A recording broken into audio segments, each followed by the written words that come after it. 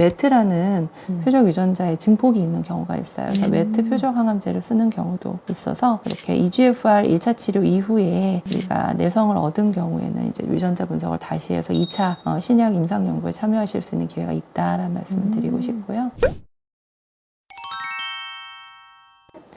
안녕하세요. 저는 서울 아산병원에서 대장암을 진료하고 있는 김선영이라고 합니다. 저는 폐암을 주로 보고 있는 윤신교입니다. 이번 시간에는 최근에 폐암에서 활발하게 진행되고 있는 임상시험에 대해서 알아보려고 해요. 실제 이제 임상 연구가 계속 그 트렌드가 바뀌잖아요. 네. 예, 그래서 사실 그 병을 잘 보는 사람이 아니면은 어떤 임상 연구 진행되는지 사실 저도 잘 모르고, 그게 또 시간에 따라서 계속 바뀌기 때문에 선생님 임상 연구 관련해서 하루에도 몇 개씩 회의를 또 하시잖아요. 네.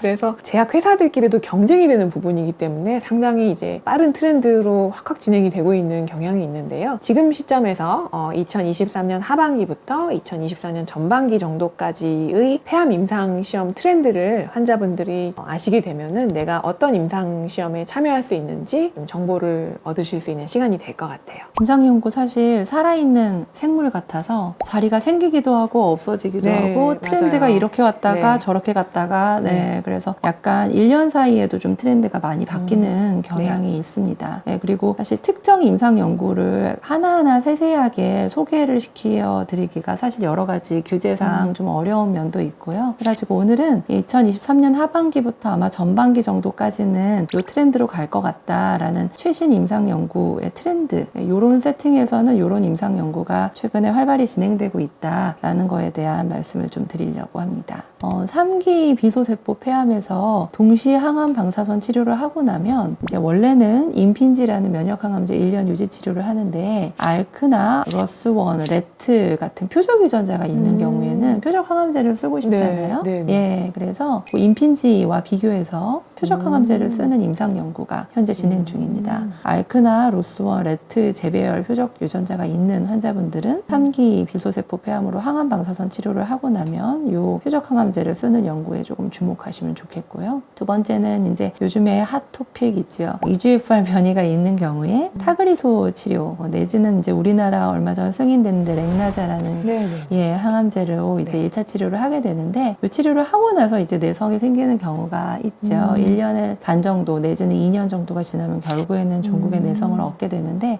네. 내성을 얻는 상태에서 이제 또 유전자 분석을 하죠. 해서 4세대 EGFR 표적 항암제를 쓰는 경우도 있고 항체 약물 중합체라는 신약 임상 연구에 참여하실 수도 있고 메트라는 표적 유전자에 증폭이 있는 경우가 있어요. 그래서 메트 표적 항암제를 쓰는 경우도 있어서 이렇게 EGFR 1차 치료 이후에 우리가 내성을 얻은 경우에는 이제 유전자 분석을 다시 해서 2차 신약 임상 연구에 참여하실 수 있는 기회가 있다라는 말씀을 드리고 싶고요. 또 표적이 없는 비소세포 폐암 환자분들 키트루다랑 세포독성 항암제 많이 하시는데 꼭 1차 항암제를 키트루다 플러스 세포독성 항암제로 해야 하냐, 나 신약 연구에 참여하고 싶다라고 미리 알아보시고 오시는 환자분들이 더러 계세요. 이런 경우에는 PD-L1이 높은 환자분과 낮은 환자분으로 우리가 나눠서 생각해 볼 수 있는데 PD-L1이 높다 이러면은 좋은 상황입니다. 왜냐면 면역 지표가 높으니까 면역 항암제 잘 들을 수 있겠죠. 이런 경우에는 가급적 욕심이 세포독성 항암제를 피하고 싶은 거예요. 그리고 가급적이면 뒤에 미루어서 하고 싶으니까 기존의 면역 항암제 키트루다보다 조금 더 성분을 몇 가지 이제 강화해서 여러 가지 약을 같이 쓰는 건가요? 네, 그래서 면역 항암제만으로 치료를 해서 세포독성 항암제 독성은 피하고 면역 항암제의 효과는 증진시키는 그런 디자인의 연구가 있고요. PD-L1이 낮다, 좀 걱정되는 경우예요. 사실은. 그래서 저희가 PD-L1이 0% 같은 경우에는 표준 치료를 하면서도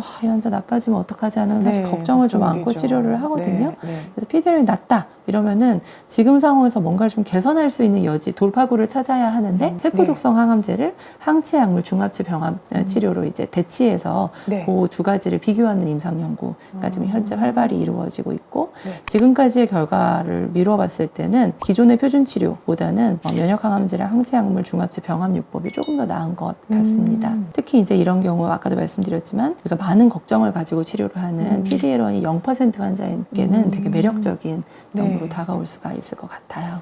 그리고 이제 아주 드문 몇 가지 표적들이 있지요. EGFR 중에서도 아주 악명이 높은 변이 종류가 있어요. 엑손 20의 변이가 있는 환자분, 그리고 헐투의 증폭이 아니라 변이가 있는 환자분, 네. 그리고 메트라는 유전자의 증폭이 아니라 변이가 있는 환자분, 이런 네. 환자분들 같은 경우에는 1차 치료제로 기존의 표준 치료가 아니라 표적항암제 치료 기회가 있는 1차 치료제 표적항암제 신약 임상 연구가 아주 활발하게 이루어지고 있고, 제 환자 중에도 헐투 변이가 있었는데 처음 치료하고 3주 만에 엑스레이 찍었을 때 병변이 너무 좋아져서 진료실에서 네네. 너무 환자랑 너무 같이 기쁘다, 좋아했던 기뻐하셨겠네요. 네. 기억이 있습니다. 유명한 KRAS G12C는 이제 환자분들께도 이제 많이 알려져 있기는 하지요. 루마크라스라는 약이 이제 국내 승인이 되어 있는데 간독성도 있고 아직은 급여가 안 돼서 아주 고가이기 네. 때문에 KRAS G12C 변이가 있는 환자분들께는 승인되어 있는 고가의 루마크라스도 좋고 G12C를 표적으로 하는 신약 임상 연구에 많은 기회들이 있습니다. 이런 연구에 참여하려면 일단 본인 유전자 프로파일을 또 알아야 되겠네요. 그렇죠. 그런데 이제 그거를 사실 다 알 수가 없잖아요. 네네. 네, 그러니까 NGS라는 검사에 이제 의무 기록 사본을 좀 보시고 필요하면은 이제 많은 회사나 이런 데 도움을 좀 받아서 내가 무엇을 가지고 있구나라는 것 정도는 알고 계시면 그 이후의 치료를 어떻게 계획해야겠구나를 우리가 담당 주치의 선생님이랑 함께 네. 마치 한 배를 탄 동반자와 같이 네네. 같이 치료를 결정할 수 있는 좋은 모멘텀이 될 것 같습니다. 네. 환자분들이 사실 그 언론에서 임상시험 계획에 대해서 많이 접하시고 어떤 분들은 회사로 연락하시는 분들도 종종 있는데요. 네. 근데 사실 선생님 말씀해 주셨지만은 폐암은 특히나 이런 유전자 프로파일에 따라서 또는 PD-L1 상태에 따라서도 참여할 수 있는 임상이 다 다르기 때문에 담당 선생님하고 꼭 상의를 네. 미리 같이 하시는 게 중요할 것 같아요. 네. 예, 오늘 임상시험에 대한 많은 말씀 해주셔서 저도 폐암에 대해서 한동안 공부를 안 하다가 오늘 정말 많이 배운 것 같고, 환자분들께서도 우리가 임상시험 참여할 수 있는 그런 정보를 얻어서 환자분들이 많은 기회를 가지실 수 있을 것 같아요. 네, 오늘 영상이 도움이 되셨으면 구독과 좋아요 그리고 알림 설정 부탁드립니다. 오늘 여기까지 하겠습니다. 감사합니다.